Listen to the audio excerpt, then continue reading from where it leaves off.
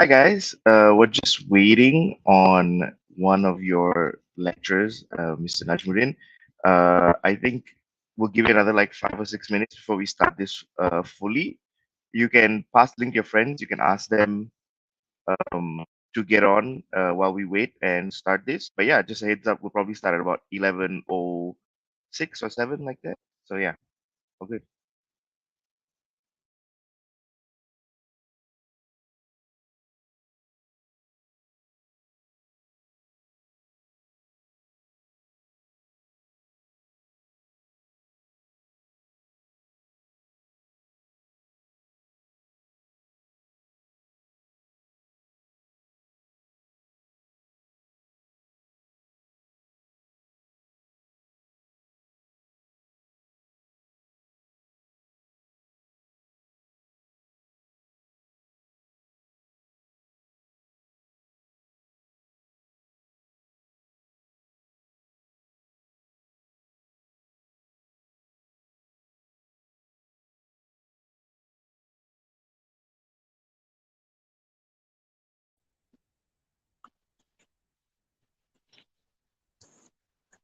Can't hear you. Oh, sorry, looking good, I say. Uh, I have a meeting this morning. And then ada jamuan raya pula this I afternoon. see. Yeah, I'm just Office. waiting on the rest of the kids to join. There's about 9 of them now. So I told them All we'd right. start in about 5 minutes. Yeah. Mm-mm. Let me check with the faculty, right? All right. Sounds Let good. me join the link. All right. All right. Sounds good. All right. Give me a few minutes. Salam. Yeah.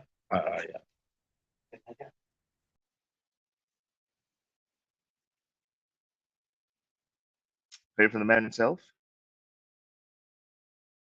guys.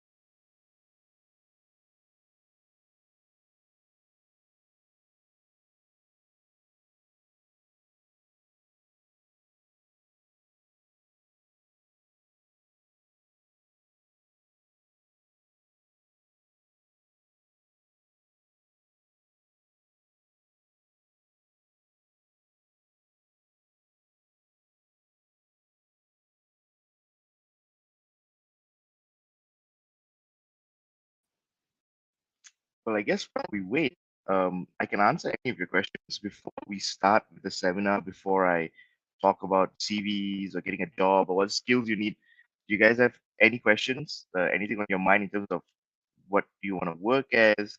Where do you think you should apply? I've worked with tons of companies. I know a lot about kind of like what the employment space is like, be it whether I was working on my own or whether I was at Prosper. So, go ahead. If you guys have any questions, you can just send it my way now. And we can do like a before and after. We can see what questions you have now. We can talk about them. We can discuss them, and then we can, do the seminar, and then I can talk to you after that, and we can see whether those opinions have changed or anything. But if you don't, no worries. We can just wait. But yeah, just ask away.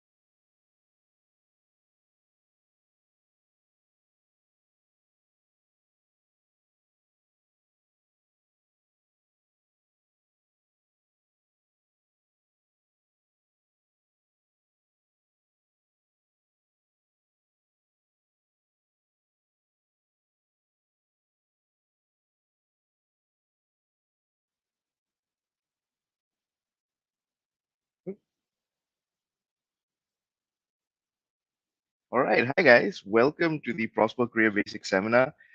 Just got wind from your lecturers and stuff that it's just good to go.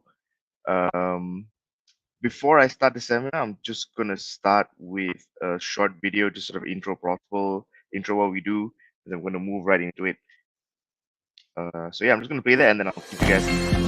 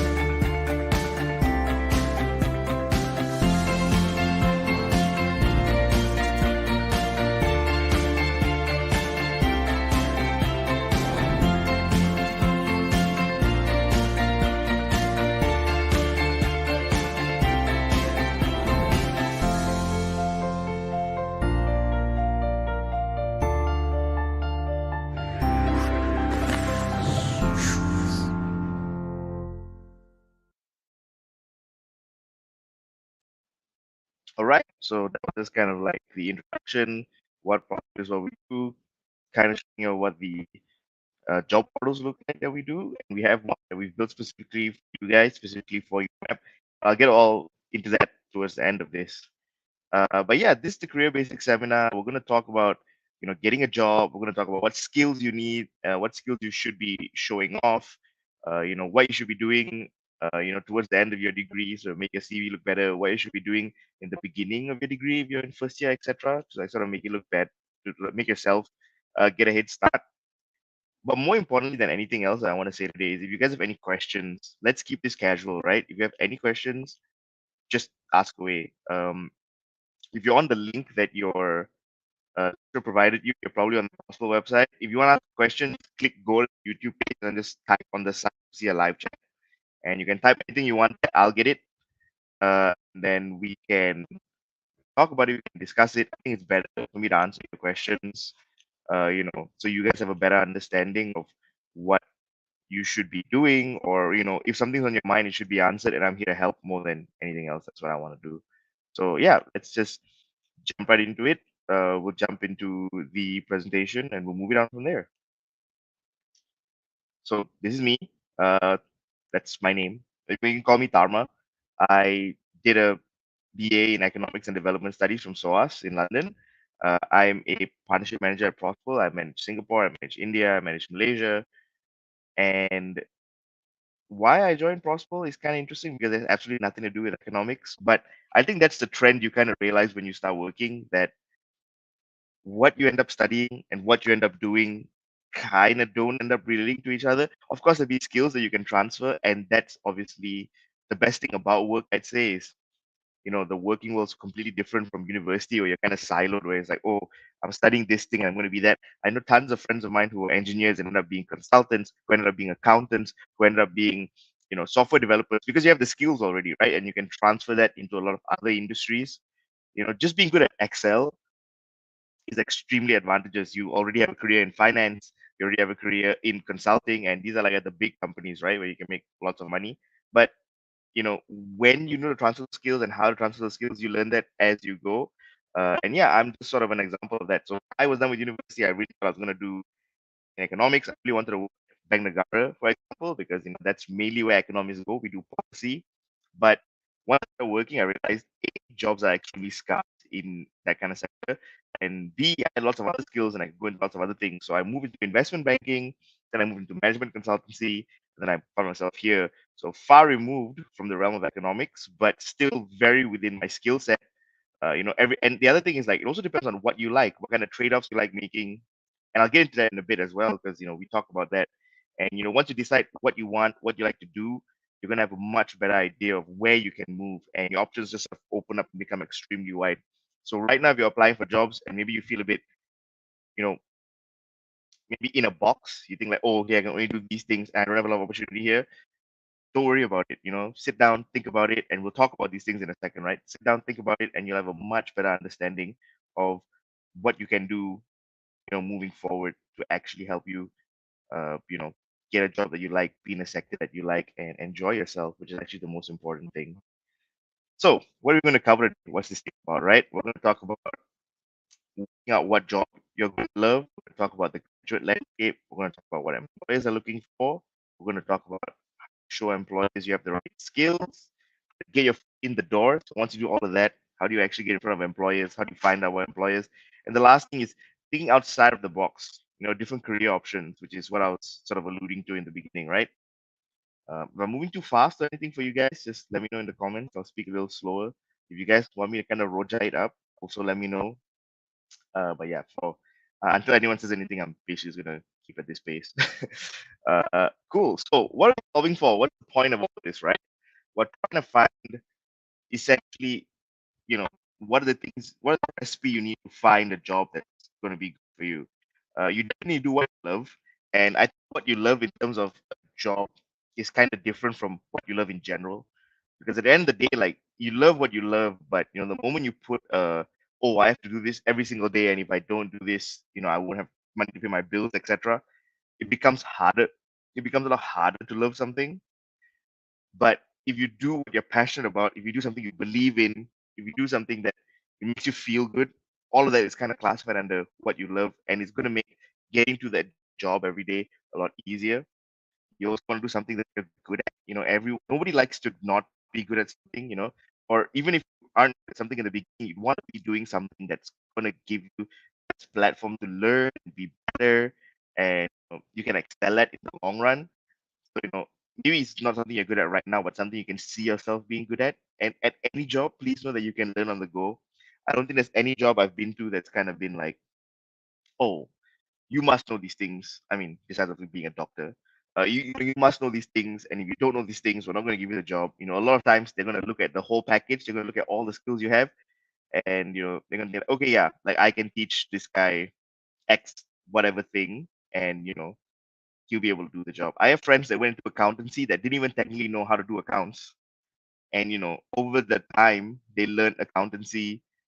Obviously, not as an accountant, but maybe like in a finance department, and then eventually moved into working in accounts, like somewhere at PwC, because they learned those skills on the job. So you really never know what's going to come from. But yeah, find something that you're good at, find something you can be good at, something you're passionate about. The last thing is what pays well. Nobody wants to work a job and make nothing. So what pays well is also very different for every different person. Some person may take a graduate job for 3K and they may think like this is amazing. Some people may take a graduate job for 5K and think this is not enough. And it depends on your circumstances, right? Maybe you got to support other people. If you got to pay rent, you got to move away from home, you got to pay for a car. You know, you gotta pay for all these utilities, all these other things. You want to invest, and what your pay is then dependent on all these other factors, right? So whatever job you take, make sure that you feel the pay is justified, you are comfortable with the pay, but also you know don't be afraid to ask. I feel like a lot of graduates go into interviews and they just kind of just take whatever offer comes their way. Don't do that. If you like the job, if you like everything, and you think like maybe I should be making a little bit more than what they're offering, you never know until you ask. Sometimes you ask and you may not get it, and that's okay. But at least you asked, right? And that's the worst case scenario. The best case scenario is you ask and you get it. And what happens most of the time is you ask for something and they kind of say no, but they kind of meet you in the middle. So you got more than what you would have initially gotten. And that's better than the first scenario where you just took whatever came your way, right? So obviously, like, yes, be happy, be grateful, whatever. But if you think what you're getting isn't fair, if you feel like you deserve more, ask. And I think that really applies to every aspect and in any job, and not just about pay, it's about anything. Ask. Only if you ask, are you actually gonna, have the ability to what you want and be happy, right? Yeah. So if you do what you love and what you're gonna be happy, but you're gonna get paid very well, and that sucks.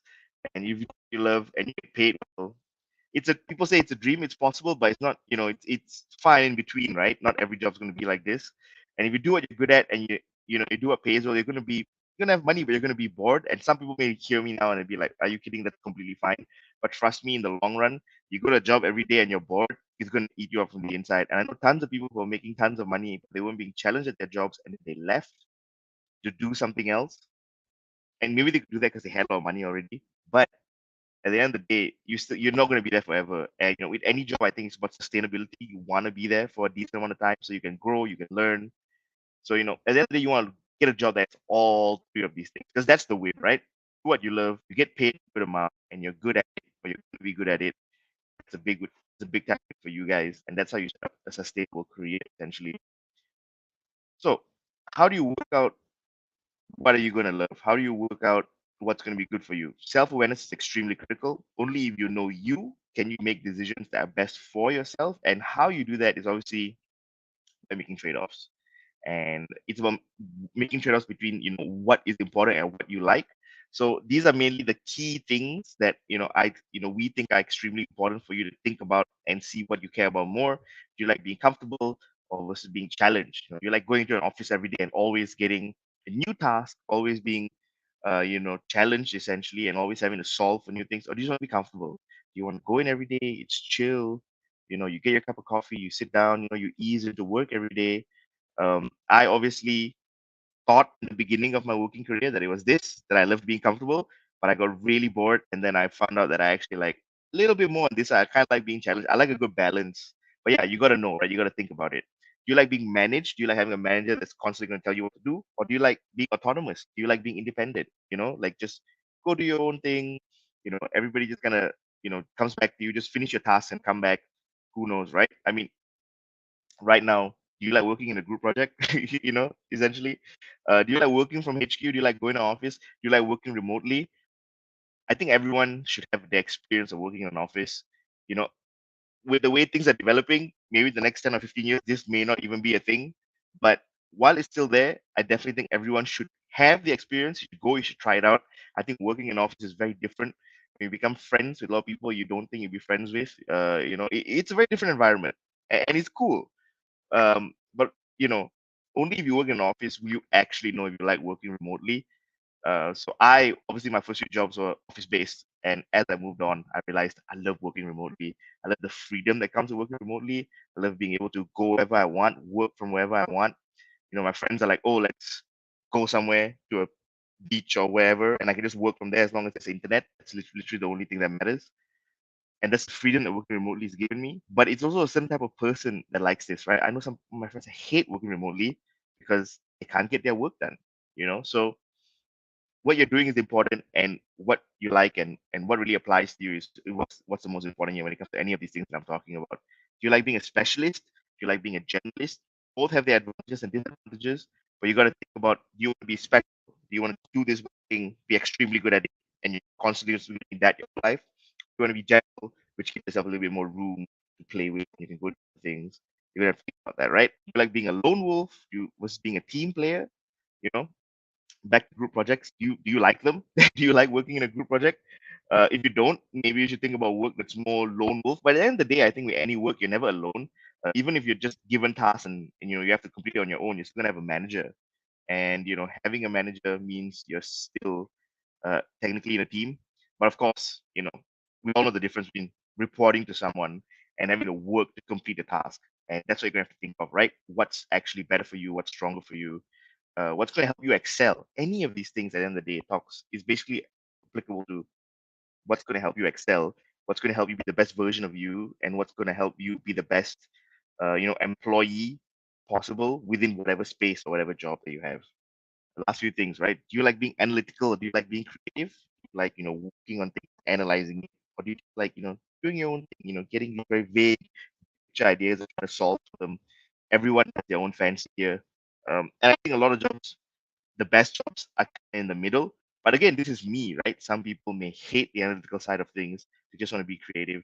And that's fine as well, right? There are tons of amazing jobs where you just be creative, and there are tons of amazing jobs where you just have to be analytical all day. But only if you know you are you going to be able to make that trade-off. And the last thing is, do you want a financial reward? Do you want to be paid a lot of money? Or do you want that social impact? Do you want to go into work every day and know that you're making a big difference, you're making a big change, that you have this humongous impact, and you're changing the lives of people?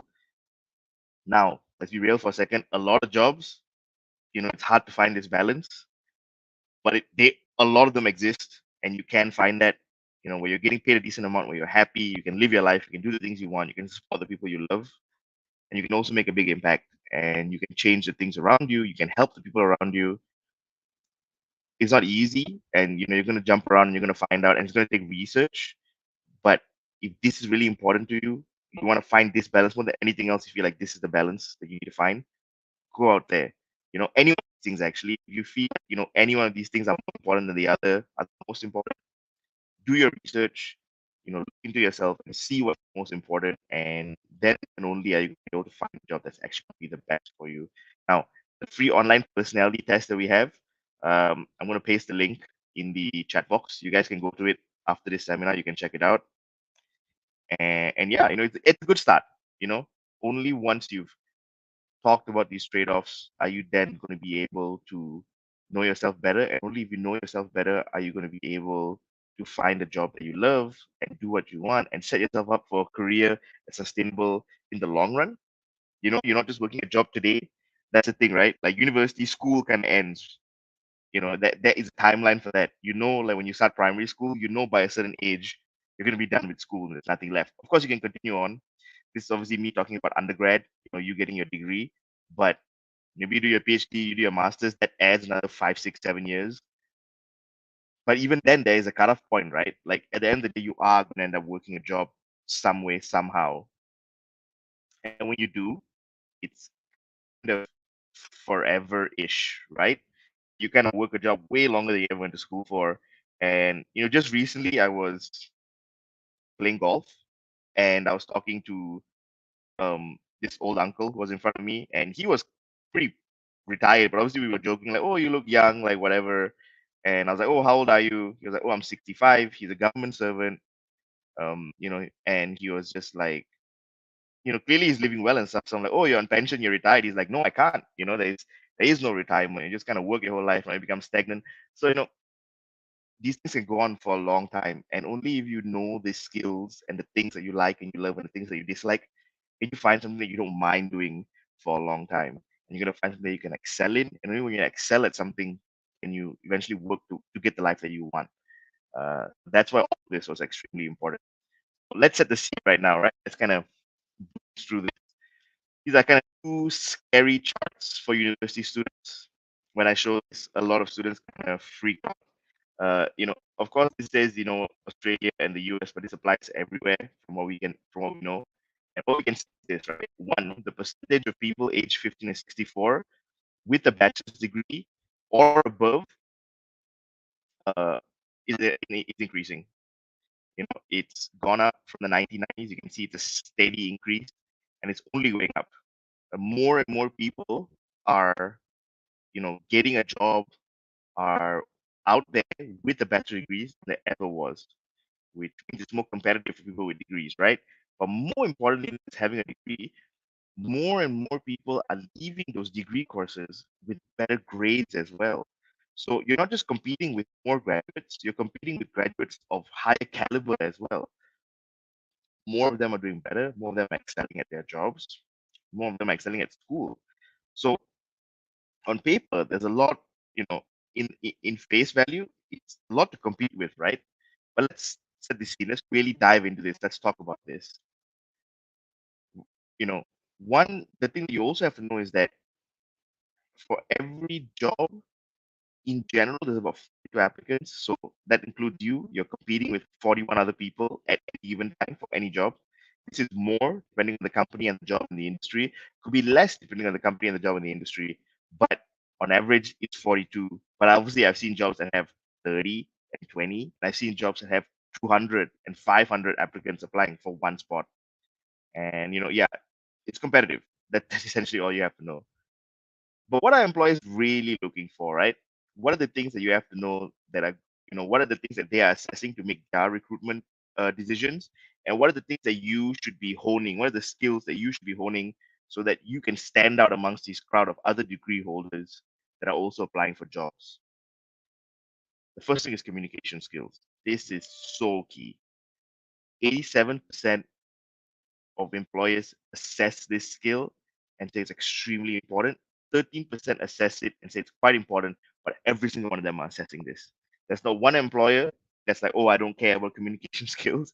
You can communicate in any language, whatever the employer speaks and whatever the employer is comfortable with, but they're going to see your skill in it, right? Are you comfortable talking? Are you comfortable, being around presenting ideas? Are you comfortable speaking to people that are higher up than you? Are you willing to defend the things that you believe in, within whatever project? And that's essentially what communication skills stand for and kind of encompass, right? Obviously, it's more than that, but generally it's those things. I say the best thing that I ever did, I ever honed was being a speaker, was doing stuff like debate because it's giving me a lot of opportunity down the road. And I've literally just gotten jobs just because I'm comfortable speaking.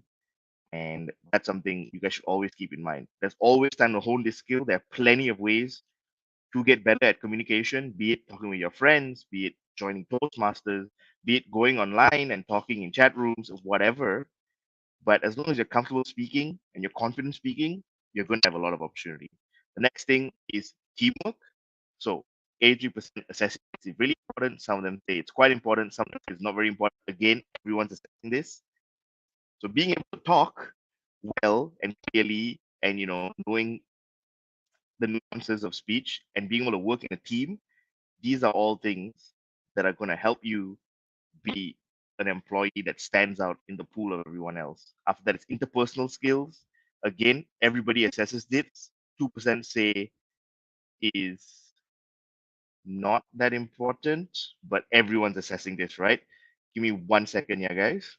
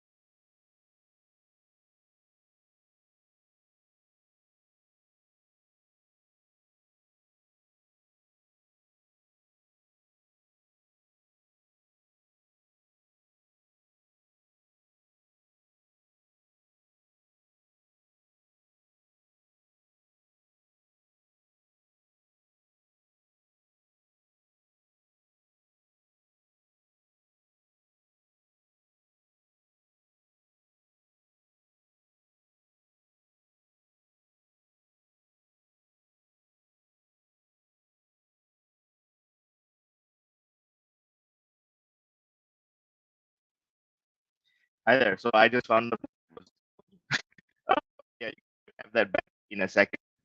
Explore my team about it. Um, yeah, I'll check on it in minutes. Uh, that's just stuff. So personal, everybody assesses basically how you work with one another.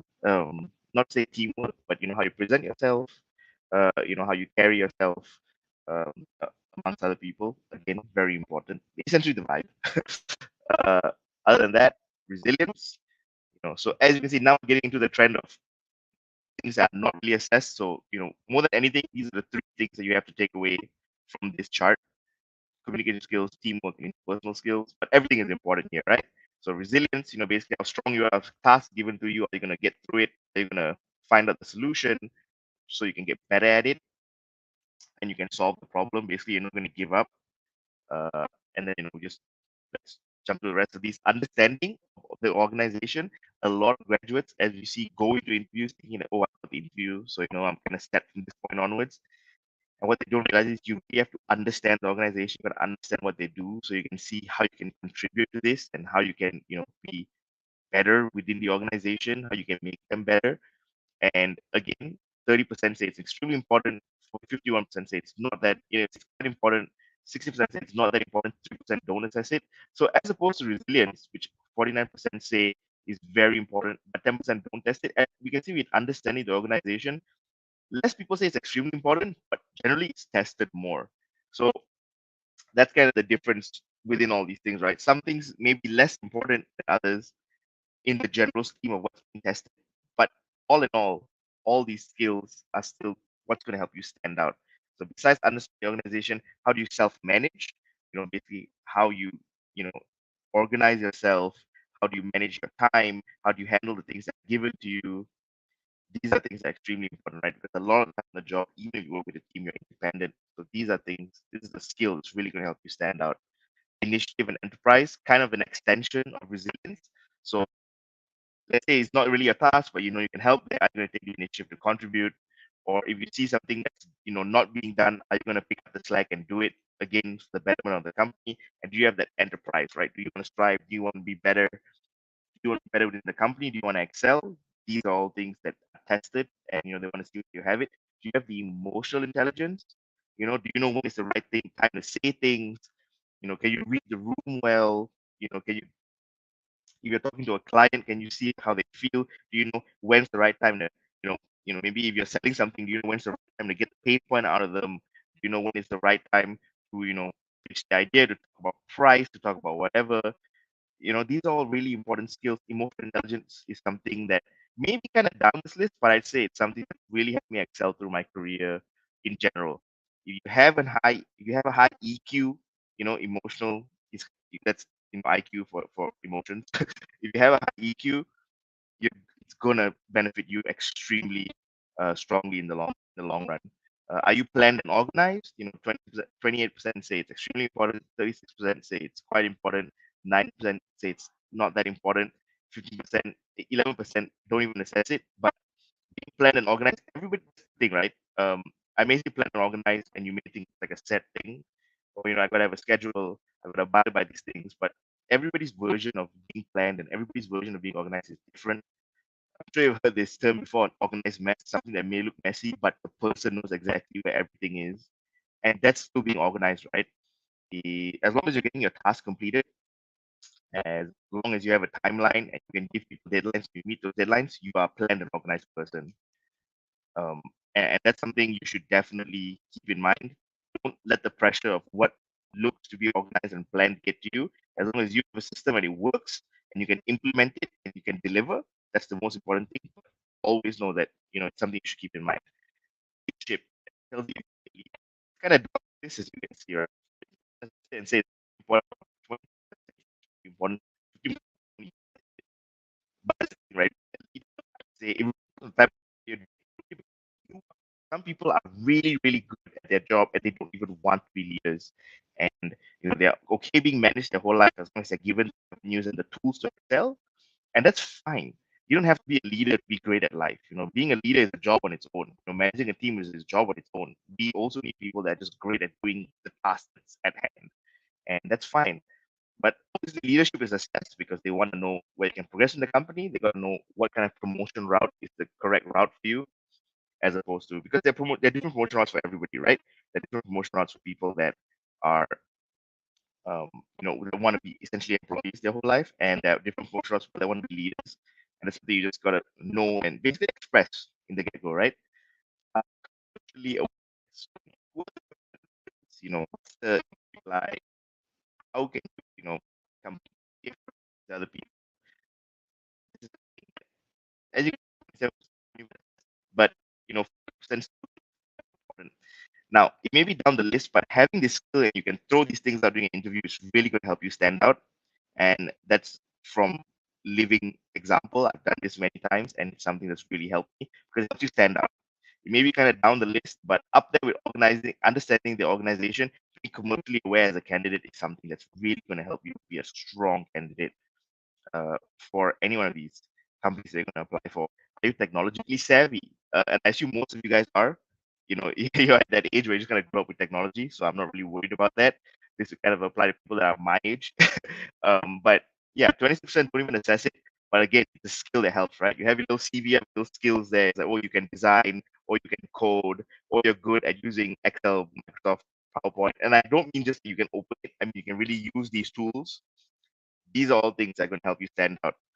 Um, you have relevant work experience. So I'm sure a lot of people have pressured you to get internships your whole life, and maybe you felt kind of inadequate. You didn't have the chance to do the internship. But relevant work experience comes in every different shape and size. The skills you get from even working a part-time job sometimes would be even more than being an intern. And it's just about how you express that, how you show that on your CV. But at the end of the day, as you can see, it's pretty much down. It's only 8% say it's extremely important. 37% say it's not very important, even though they assess it. 50% don't even assess it.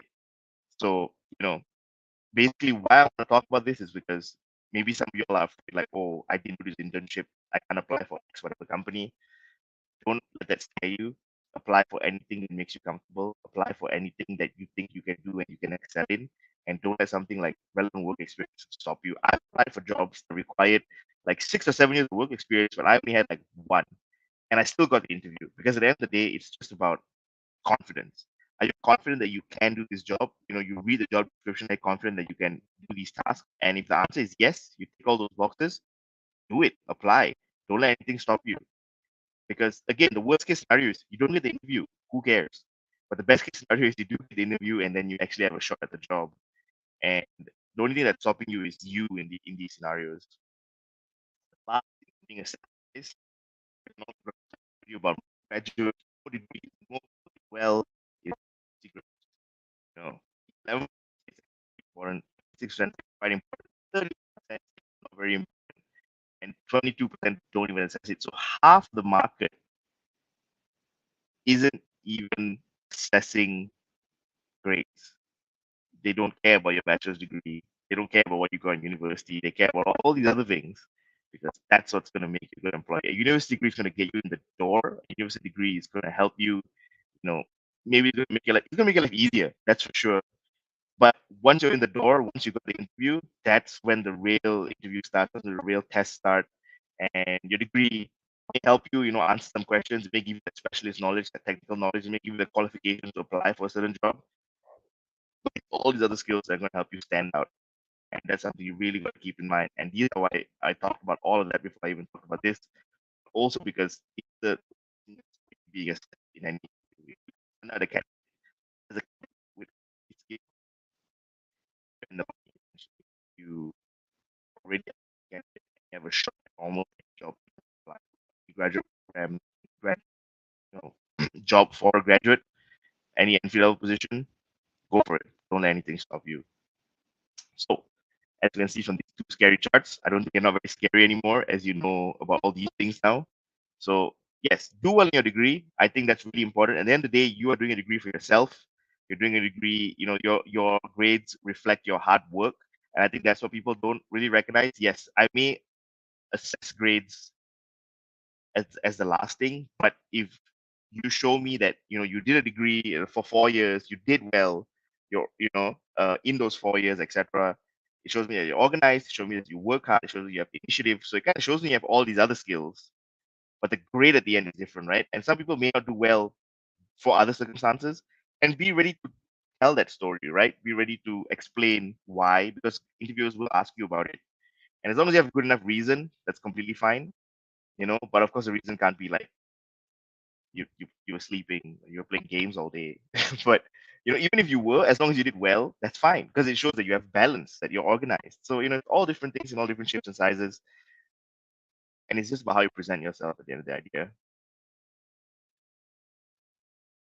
Now, out of all these skills, uh, what are is missing? So once you go into the interview, what are interviewers saying that the most important skills that are being missed out on, and you know, should you prioritize before you go into an interview that so that you can showcase? Number one, understanding the organization. Like I said before, right? Tons of graduates walking interviews, high confidence, but very little lack of knowledge. So make sure before you go into any interview, you do the research, you know about the company, and you're commercially aware, right? Know what the competitors are doing, know what sets them apart, the company that you're interviewing for and their competitors. You know, have a few case studies done in your head, very basic case studies about, you know, what you think makes the company you're interviewing for different, you know, basically. And it's going to help you stand out, right? Because these are the two biggest skills that graduates seem to be missing these days when they go into these interviews. Other than that, relevant work experience, it's what's lacking, but you know, whether it's assessed is different, right? But it again, it's something that is lacking. So it can help you stand out if you have it, but if you don't worry about it. Communication skills, resilience, emotional intelligence, you know, these are all things that, you know, kind of everyone seems to be able to show that they have, but there are candidates that are missing it, and it's still up there on the list, right? It's still within that top 10 of skills that graduates seem to be missing out on. So it's things that you should prioritize. Leadership, initiative and enterprise, interpersonal skills. So, you know, I kind of group this all together because important skills, but all skills that you can hone at any given point in time.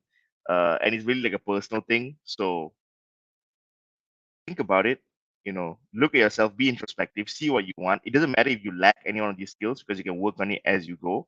But be aware, right? Being aware is the most important thing. Sometimes before they even talk about it, if you talk about it like, oh, I feel like I like in this thing, but I'm working on it, it shows that's something that's really impressive as well, right? But you can only do this if you're self-aware. You can only do this if you care about things, and if you know yourself well enough.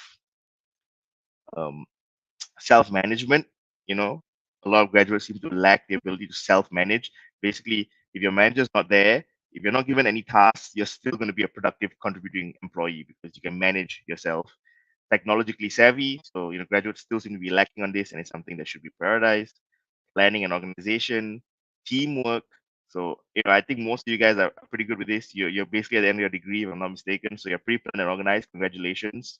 And you know, you've done tons of group projects. You have friends already. You can work as a team. You play any team sports. Congrats. You can work as a team. And any other skill. Basically, you know, from the chart I showed you, any one of those things. So, but these are the main things that, you know, interviewers seem to be saying that graduates lack when they go into these interviews. More than anything, like I said before, I'm very confident that everyone at this interview has most of these skills. But understanding of organization and commercially aware is case by case because it really depends on who you're interviewing for and what job you're applying to.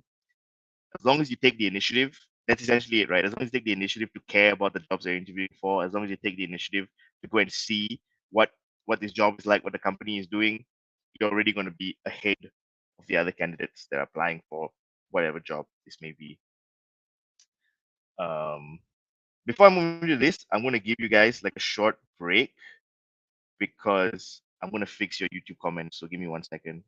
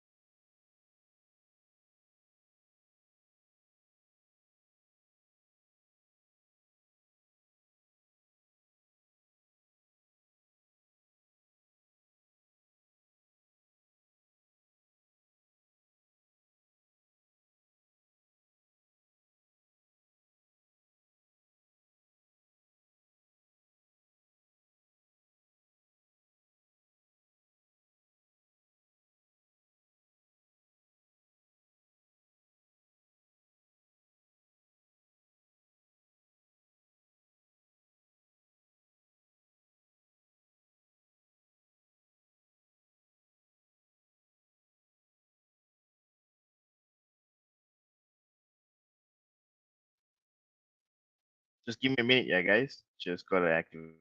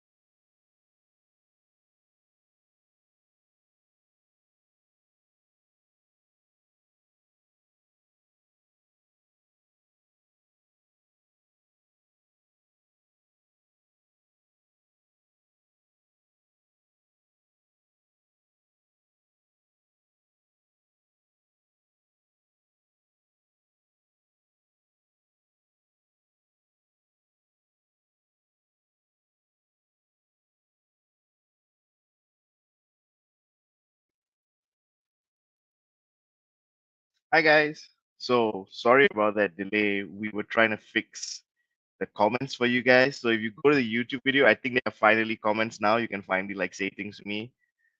So sorry about that delay. YouTube was being YouTube.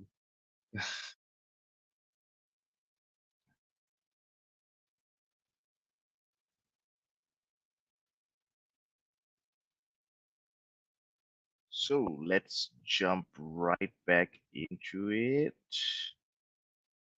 You can let your friends know that it's started up again and again. So sorry for the delay. We'll just breeze through this, then we can move to your questions. So I'm sure you guys have a ton.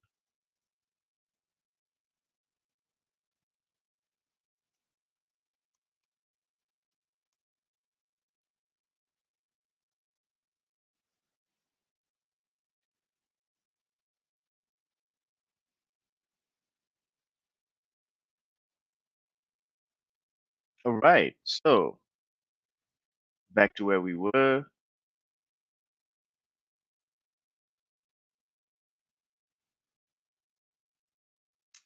we talked about all these skills. We talked about what you need. We talked about how to stand out when you're in these interviews. How do you show the employers that you actually have these skills or you're the right person for the job? How do you demonstrate them to the employer? Number one, you could have taken up a leadership role in college, a student society, a sporting team.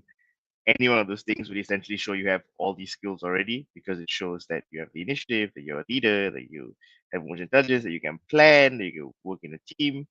If you haven't already, don't worry about that. There are plenty of, even if you work like a part-time job, and you did a thing on the side, it shows that you have all these skills as well. That's the first thing you can do, right? Uh, and like I was saying, casual work, temporary gigs, working freelance, these are all ways that show that can help you showcase that you have these skills. Contributing to universities and clubs, so not even being a leadership role, but just being active in them, contributing, participating in stuff, just being a team member, that's going to help you show you have these skills. Taking a study abroad semester, not really available for most people, but if you have the opportunity, grab it by the neck, go for it. Even if you don't do it now, you can actually do study abroad semesters after university. There are tons of scholarships for people to do their masters, like Chevron, and the only criteria is you got to come back to Malaysia to work when you're done, which I don't think is a problem. Take on roles in sporting organizations and teams. So not in school, but like literally like let's say you play a sport like rugby and you play outside of school and you have a spot in the team there or you're a leader there or whatever, it already shows that you have all these skills.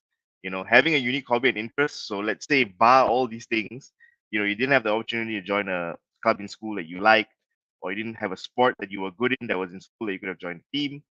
Just having a unique hobby and interest is great because it shows that you care about something, that you're interested in something, that you can work on something, be good at something, you can develop and hone a skill.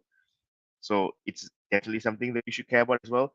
Volunteering and fundraising, going out, helping other people, joining charities. These are all great ways of demonstrating that you have those skills. Launching a small business. So whether it fails or whether it's doing successful, nobody cares. Just taking the initiative to start something, to have an idea, to work on it. That's amazing, right? And it shows that you have all these skills as well.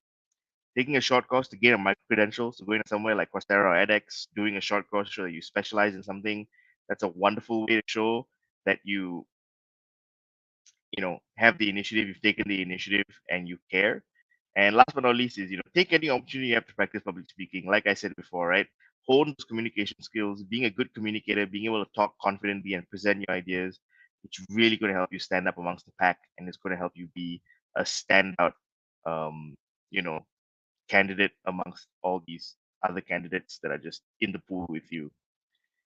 Doing all these things essentially just, basically the summarization is it shows that you take responsibility and you can show initiative. It shows that you're an interesting person with a depth of character, and this is so important, right?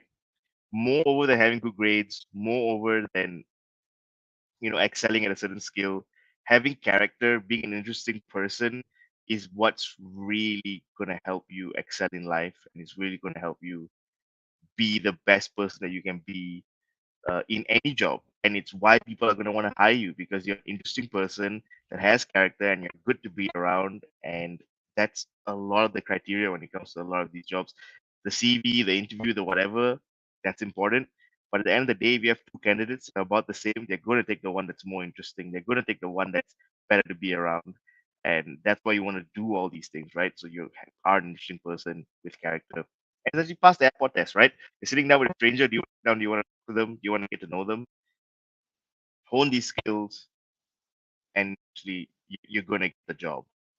These things, any one of these things, you're going to be a candidate who's much stronger than the average candidate, and that's always something you should keep in mind.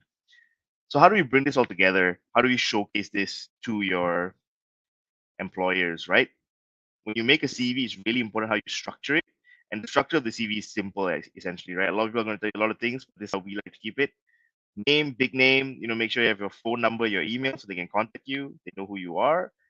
I don't think a picture is necessary. I wouldn't really recommend it. Short summary about what you've done, you know, 3, 4 sentences, short paragraph, and then straight away moving to education 10%. My CV just has my university. I don't even put my college. I don't even put my high school. I don't even think that's important. So yeah, what university you went to, how long, any relevant coursework that you've done, what's your grade like, and then straight away just jump into experience, right? Work experience, be it internships or part-time work, talk about your leadership roles, your community involvement, what sports you play, the languages that you specialize in, what skills you have. These are That's basically the most of your CV, and that's what it should be, right? Because only if you have those things that are showcased prominently will employers actually know who you are and will actually see how you stand out. Because everybody's going to have that degree part. Everybody's going to have, I've been to university already. What are the skills and the experiences you have and you've done? That's what separates you apart from the rest of the pack, the rest of the people that are employing for the same job. So any CV you do, this is the format you should follow. 10% education, 90% skills and experience, because that's what's going to help you stand out. That's going to help your CV stand out in the pack of CVs. You know, recruiters get CV stacks that like this thick every day. It's full of all these people talking about, oh, I studied here, oh, I did this. But what makes every CV different is the things you did while you were studying, are the things you did after studying, are the things that you did before you started studying. What experiences you have, because that's what shapes you as a person, and that's what makes you stand out. Timeline wise, basically, you start work at the end of your degree. This is January, so this is actually meant for Australian kids, but don't worry about it. So let's just say you start working January next year. Graduate applications probably close in Malaysia in around September. Some of them close a bit later, but you have around then. If you're in your third year university, maybe if you have the chance, go do a summer internship. If you don't, uh, and if you want to do that, those applications close pretty soon. Um, so they close in July because internships will happen from probably August to September. Some happen July to September. But yeah, just apply basically ASAP. Have your strong CV done now.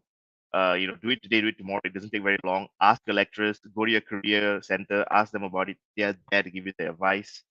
And essentially, the first and second year of uni is more than anything is to have fun, but have fun while you're doing all these other things, right? Go take on a leadership role, go work part time, go do all these things. And like I said, even if you're done with university, and I said this at the beginning of the seminar, it doesn't matter. Go do all these things now.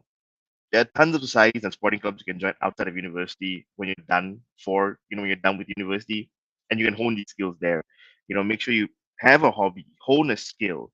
Go and volunteer. Go launch a small business. Go sell something on Shopee or go start an Instagram store. Go make T-shirts. These are all things that show you have initiative and help you showcase those skills.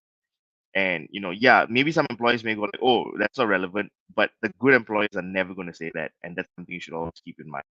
So timeline wise, first and second year of uni, you do all those things. By the end of second year, the middle of third year, have your CV done, start throwing it out everywhere.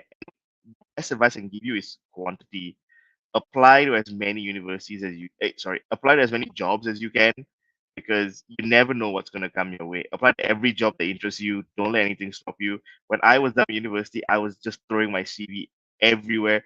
And the worst case scenario is this: you get a job and you get the interview and you don't get the job, And the best case scenario is you get the job. But here's the thing, right? Every interview you go for is going to make you much better prepared and ready to take the next interview.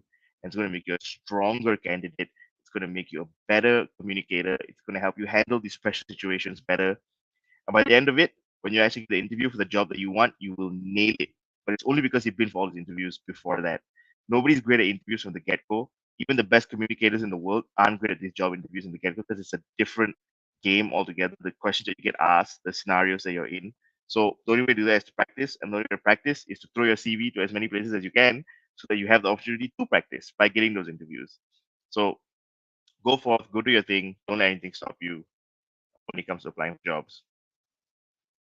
How do graduates find their first employer? How do you get your foot in the door? How do you separate yourself from the rest of the pack?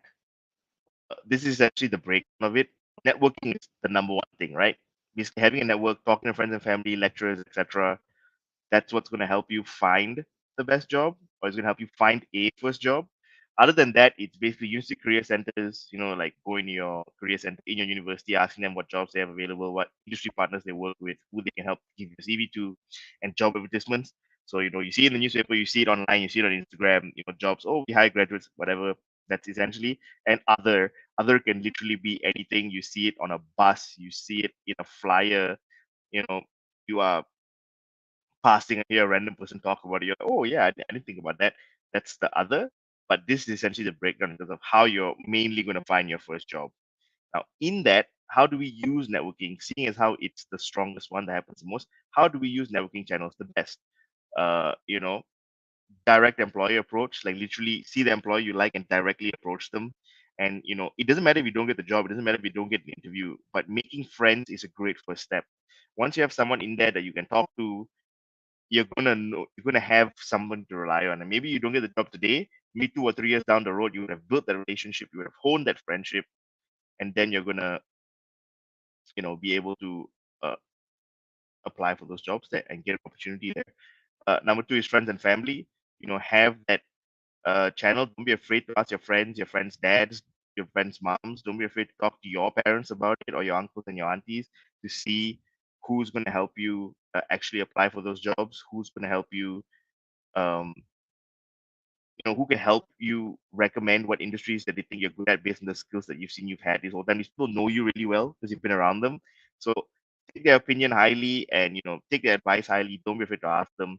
Work contacts or work network. So basically, you worked your job before, you would have made friends there. Always keep those relationships. Have a LinkedIn, them on Facebook, or had them on Instagram or something.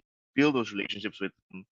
Keep me, essentially, like, make sure they remember you. That's the most important thing here, right? Make sure they remember you so that you can talk to them frequently and you can ask them questions. And when the time comes, when the opportunity arises, you'll be like, hi, hey, I want to apply to this company. Do you think you can help pass my CV to the relevant person here? And that's a great way to get your foot in the door. College faculties and lecturers, ask your lecturers, go to your career center, ask them questions, ask your faculty members, because these people are there to help you. Don't ever be afraid to ask them any questions, and don't be afraid to ask them to help you get a job, or to help you pass your CV, or what they think about you, or what skills they think you're good at if you are wondering for yourself. Because these people have seen you grow. They've been there since your first year of university till now. They may know you a lot better than you think they do. Career fairs and information sessions. So good job coming for something like this today. Great way to build your network. It's a great way to understand what it's like out there and how you should hone your skills and what you should showcase. And go for career fairs. Go for all the career fairs you can go, be it online, be it in person, because you may not get the job there, but you can discover a lot more companies. You're gonna you can talk to the recruiters, you can see what they're looking for. Some of them will even tell you what kind of CV they want it to look like specifically. I remember when I was in university, I thought I had a great CV until I talked to this recruiter at Shell who said, yeah, maybe other companies like this, but I hate your CV. And I really want it to be like this, like this, like that. And then I realized, oh, okay, cool. So if I ever apply to Shell, I need to make sure my CV looks like this. And I only knew that because I went there that day and I spoke to them. So yeah, go for online career fairs, go for in-person career fairs. It's a great way to build that knowledge resource up for yourself. Strategies you use to network: attend career fairs. We're just talking about this. Ask for introductions. You know, go to your old friends. Go look for college alumni, people that were in your course, for see what they're doing now, and go and ask them if they can help you. Use LinkedIn. It's extremely powerful tool. Just shoot your shot to anyone you see that's relevant out there. cold calling, cold email, send an email, call the office, randomly see if you can talk to someone, if you can talk to HR, walk in. Not really something that's popular these days, but something that's definitely going to help you be remembered. And of course, there's the organic way to build your network where you take on a leadership role within college, you would have met people, you work temporary gigs, if you're working somewhere part time, you would have met people. As you're contributing to your clubs, you would have met people because you would have gone, to other universities, you would have joined competitions, etc. These are all ways to organically build your network, but these are all super sound and strong strategies to help you build your network and help you leverage that network for your opportunities so that you can get something that you want to get. More than anything else, I think it's also important, especially as a first-time job seeker, to think outside of the box. So the breakdown here is what we can see is 80% of applicants are applying to 20% of employers. So out of all the employers out there in the big wide world, 20% of them get most of the applications. And that's fine, I guess. But that's also something that if you keep in mind, you realize the big advantage to you because there are tons of employers out there that basically aren't getting applied to, and anything that comes their way, they're going to look at really seriously, and you're going to have a good chance to get a job. You're going to have a good chance to go for an interview, and it's going to help you be a better candidate. It's going to help you be a better employee in the long run because you would have had these opportunities. Why would you consider this? So, like, these 80% of these employees, mainly the big guys, right? You got Deloitte, Shells, your passes, and then there's everyone else after that, all the small guys, all the SMEs. And what's the trade-off here? What's the breakdown? Essentially it's three main things, right? At a large employer, it's always very generic. It's large group training, but if you look at a small employer, it's one-on-one, and it's usually very tailored to your needs. It's going to be very specific because they have something in mind for you to do already.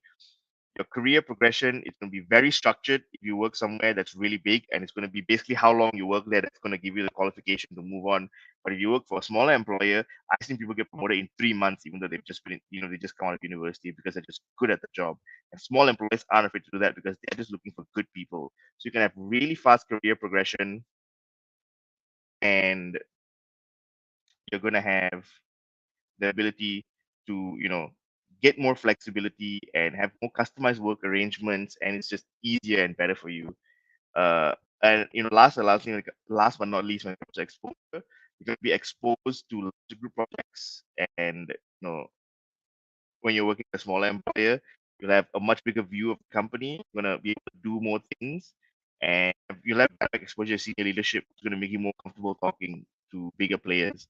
But at a bigger company, um, your exposure is going to be to smaller group projects. And even if you are in large group projects, it's going to be very limited in terms of what exposure you can get. So the summary here is simple. If you're working at a big company, you're a small cog in a big machine. But when you're working at a smaller employer, you're thrown in the deep end. So it's all about trade-offs and what you like. We had that big, you know, thing in the beginning about what you should look at, in terms of like what trade-offs you want to make. And once you know that, you're going to know where you want to be at. But yeah, once you know that, you can pick the kind of employer you want to go to. Working at a small employer, I say, especially in the beginning of your career, is extremely beneficial because you just develop way more skills way faster. You're going to be giving way more opportunities, and it's going to help you be faster, quicker, shinier, you know. And when you move on to a big company, you will stand out automatically because you've done all these things. You would have been so exposed. Big companies are great as well. You're gonna have the name, so it comes with different advantages. But in the long run, I say the quick play, the smart play, what's really gonna help you get the ball rolling is working at a smaller company. So don't be afraid to throw your CV everywhere. Talk to all these companies, see what they can offer you, and just jump at any opportunity that you feel is worthwhile. How you can find the smaller employees is pretty simple. You can use something like LinkedIn. You can search in terms of like how many employees you get. Uh, you know, so some companies have 10, some companies have 15, and you can sort. You can see who's small, you can see who's big. You can use something like Google based on the location. Usually around you is not very big employers. And also just leverage your network, talk to friends and family, see your work contacts, ask your faculty members, see what they have to say. And of course, you can always look at these non-traditional careers. So you have your general what you want to do in terms of engineering, but you can see what other things also hire engineers, and that's going to give you a better shot, right? Because what we can see here is this: 26% of companies are hiring from all areas of study, so they don't care where you study; they're literally hiring as long as you fit the bill. 15% hire from 6 plus, 34% hire from 2 to 5 different areas of study, and only 25% out of 100% of employers hire from one area of study. So that means you have a lot of opportunity to apply for a lot of jobs out there that don't really care about what you're studying, but really just care about who you are as a candidate. So as I was saying before, don't let anything stop you. So what can we do right now to help give you that head start, to help get you, basically ready for a job and to give you the best chance of getting the job that you want? Number one, think deeply about your career, think deeply about yourself. We talked about this before. Go do the personality assessment, go talk to your friends and family, go talk to your lecturer, go see who you are, go see what it's like, what other people think about you, so you can think about yourself deeply. Get involved in extracurricular activities, be it in school or outside of school. Start drafting your CV, and start showing it to the people that you care about so they can give you their opinion about it. There's no such thing as one and done. So the first draft's usually the worst draft, but do it, get it done, show it to other people, work on it. In a week or two, you'll have a great CV. I have no doubt about it. Create a LinkedIn profile. Very strong tool. Make sure you make a LinkedIn profile. A lot of people kind of wait till they start working to make one. I say just make one now. It doesn't matter if you can't put anything on it, but just make one now, explore it, get used to LinkedIn, go make some friends, go follow some companies, go follow some, weekly sort of news blast, and it's already going to give you a head start. And start applying for internships. If you have the opportunity, if you have the time. Internships, what we like to call it here, essentially try before you buy. you know Go see what it's like to work there. You're not really committed to it. If you want to leave, you want to leave. It's no big deal. And a lot of companies in Malaysia have the pipeline of working as an intern and getting the full-time offer. So try and get those internships at the places you want to work at. More often than not, if you do well in the internship, you're going to get a job offer. And yeah, like I said, it doesn't matter what year you're in, just go for it. If you think you have the time, you have the chance. Don't just apply for the jobs. Don't worry about it. Before I move into the questions, what I do want to show you guys is essentially the UniMap career directory. So what have we built for you guys? And what can it do and how can it help you? So that's the URL down there, unimap.prosple.com. We've built this for graduates, and it's specifically for graduate jobs. So that's the difference between this and something like LinkedIn or something like that. So, you would get it sort of, you know, built, ready to go for UniMap, and depending on what you want to do. And all you have to tell us is what you want. Do you want a graduate job? Do you want an internship? And let's just say now you're looking for a graduate job, and then you just got to tell me what you're studying. So you guys are engineers, so go engineers and engineering and mathematics, and you just got to click the search bar. That's all you got to tell me. You don't have to tell me what you want to work as. You don't have to tell me what company you're looking for. We'll do all that work for you, and we'll give you all the jobs that are available to you guys everywhere. You can see what is available for you guys. What degrees are hiring for these jobs. Some jobs, as you can see, is just engineering, but some jobs are kind of, I'll move on in a second. I'll show you other jobs that kind of have everything, and you can see what countries you want to apply to. So we just don't have Malaysian jobs. You can apply to any one of these jobs. If you feel like you want to leave Malaysia, if you want to go, work in Singapore, Philippines, New Zealand, go for it, apply. We have those opportunities for you guys. Just you gotta apply for it. And also, let's say for example, you want a job in banking, you can click banking, and look, these are all banking jobs that hire engineers, and you don't have to worry about that. And any one of these jobs in any one of these sectors essentially hire engineers, and that's what this website's built for. You can click the link, you can click that, and it's going to give you a little bit more of an in-depth sort of review what the job description's like, what it's like to work in the company. Other companies, so City is like that, but if I show you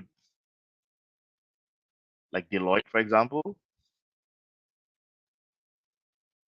you're gonna have all of these things on the side when they come up.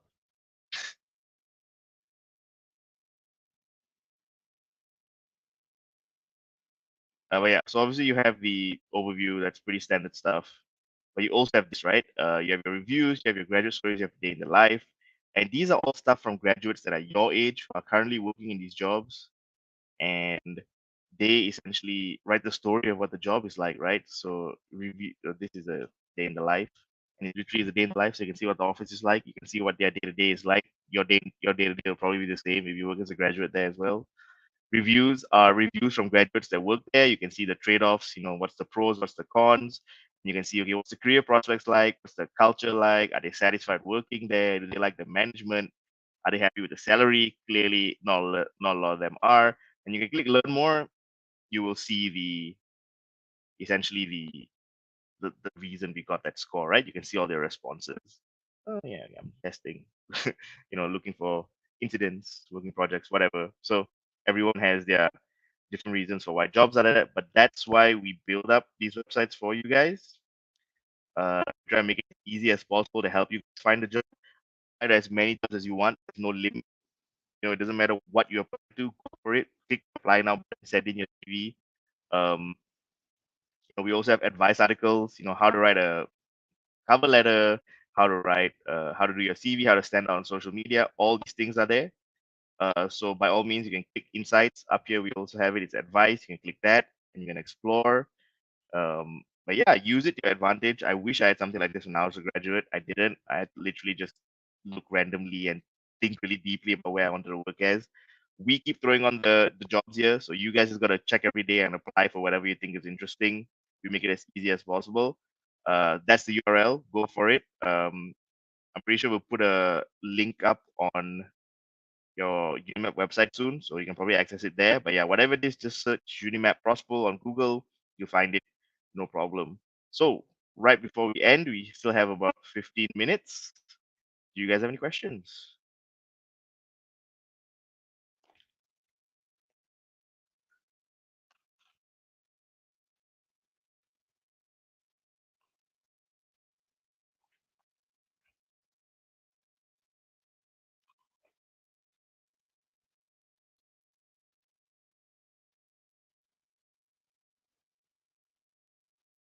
And it can be literally about anything, whether I talk about it or not. By all means, please, as long as you feel like it's relevant and you need the question answered about working, finding a job, writing a CV, ask away. More than happy to answer your questions.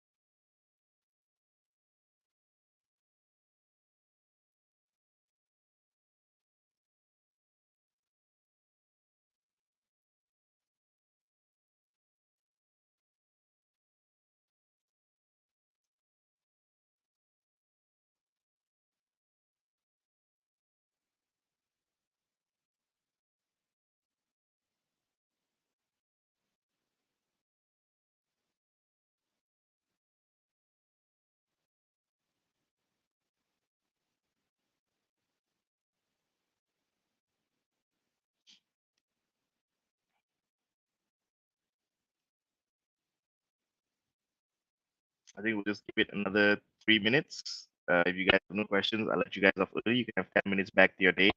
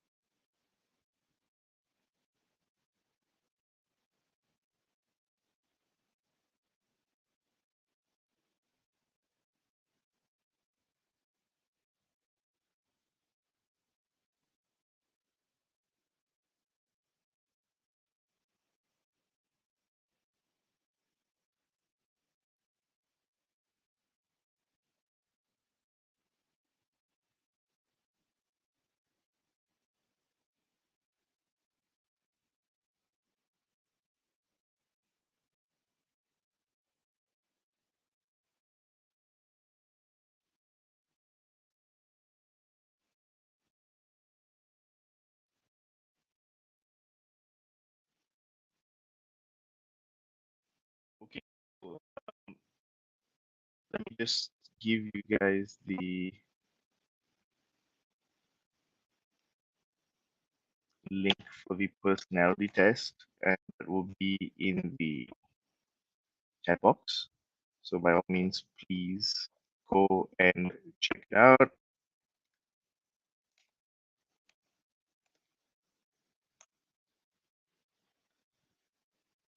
Have an amazing day. Have an amazing week. Best of luck with your exams. Best of luck with finding a job.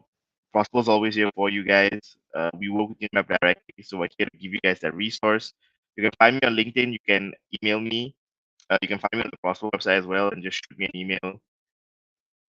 If you have any help, um, you know, enjoy yourselves. Have the best few last months of university. It's probably the best time of your lives for now. Um, yeah, just take every opportunity that comes your way. Don't be afraid to apply for any job. Make sure you apply for as many jobs as you can. That's probably the best way to get into anything and find your best sort of opportunity.